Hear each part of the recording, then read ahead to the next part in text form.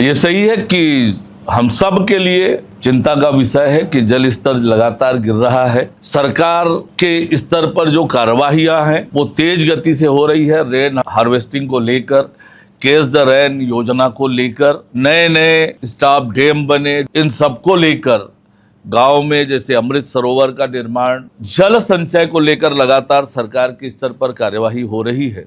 इस मामले में जल संचय और वर्षा के पानी के संचय का काम जनता को भी आगे आकर करना पड़ेगा, सबको मिलकर इसके लिए प्रयत्न करना पड़ेगा। ये सही बात है कि लगातार जल का स्तर जा रहा है। पहले हम देखा करते थे कि गांव में कुआं हुआ करता था, तालाब लबालब भरा होता था, पर आज कुआं तो पूरी तरह से समाप्त हो गया है, पानी नहीं है।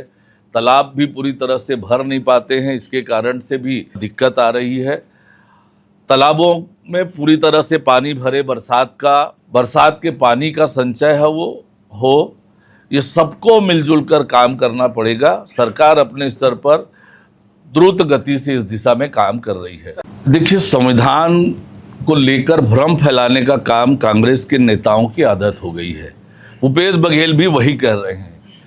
क्या भूपेश बघेल को यह नहीं मालूम है कि इस देश के संविधान में धर्म के आधार पर आरक्षण की कोई व्यवस्था नहीं है, जाति वर्ग के आधार पर है, वर्ग के आधार पर आरक्षण की व्यवस्था है।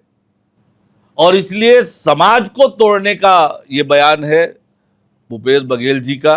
वास्तविकता ये है कि जो परंपरा है आदिवासी समाज के लोगों का, जो प्रकृति के उपासक हैं, तो निश्चित रूप से मुख्यमंत्री विष्णुदेव साय जी ने जो बात कही है वो बिल्कुल सही है और भूपेश बघेल जी झूठ बोल रहे हैं।